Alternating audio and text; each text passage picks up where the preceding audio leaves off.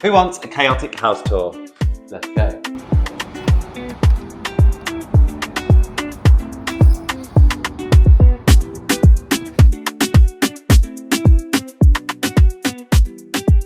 Hello, hello. This is the front door. This is where you enter the house.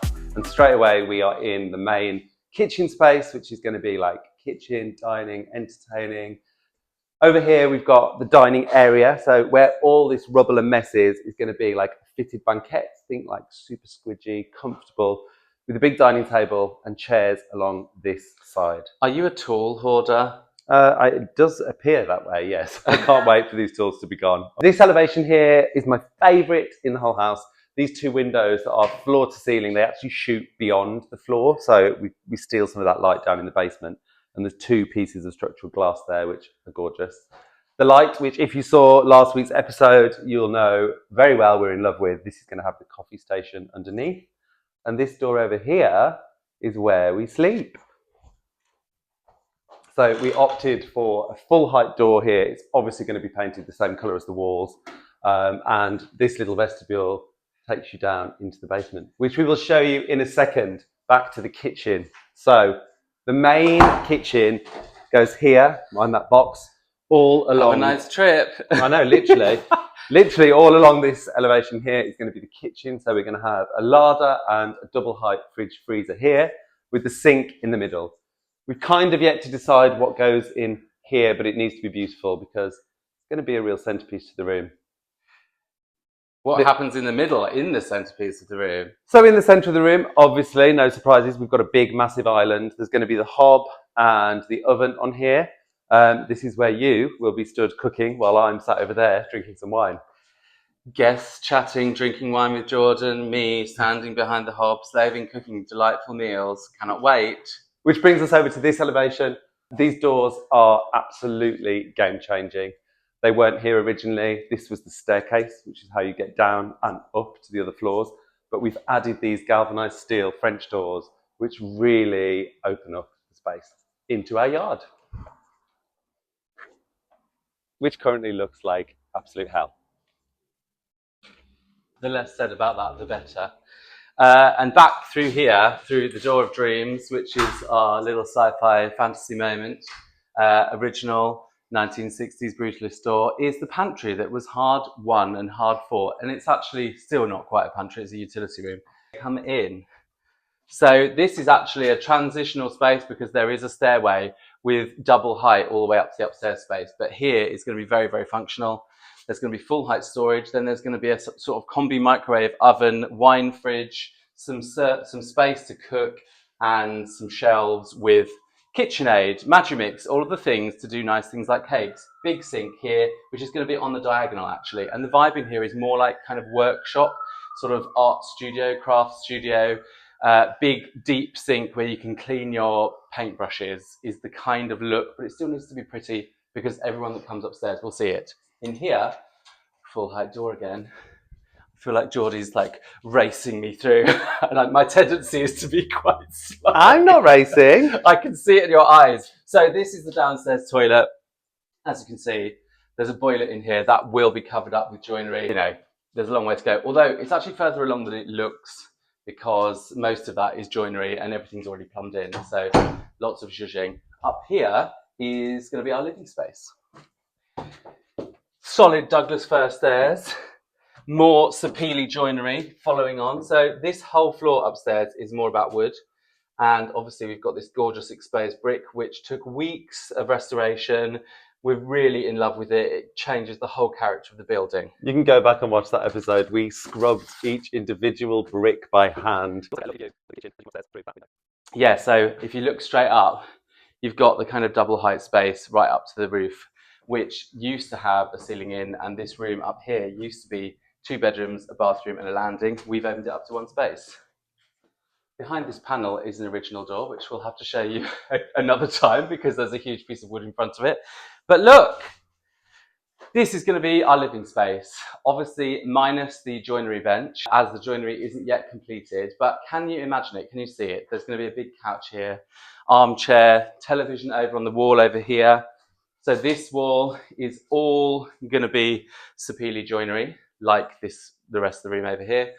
TV with an artwork, so it'll be nicely hidden in amongst books and various beautiful things.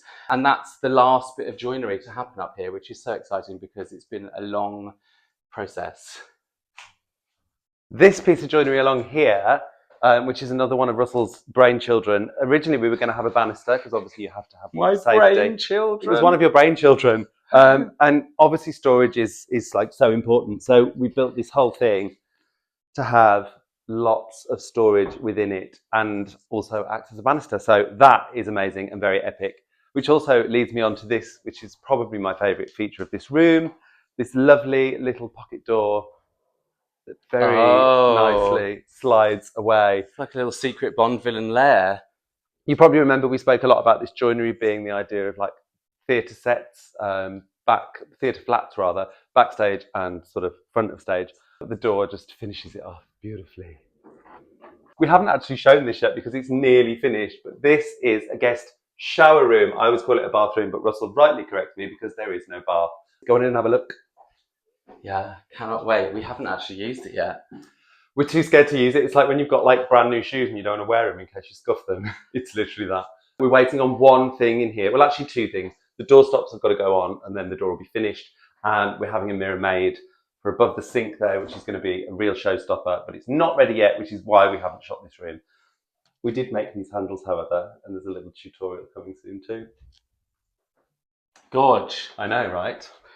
And then here is a storage closet. This is going to be the Monica's closet of our house because every home needs as much storage as you can possibly get, and we don't have a lot of room for it in this house.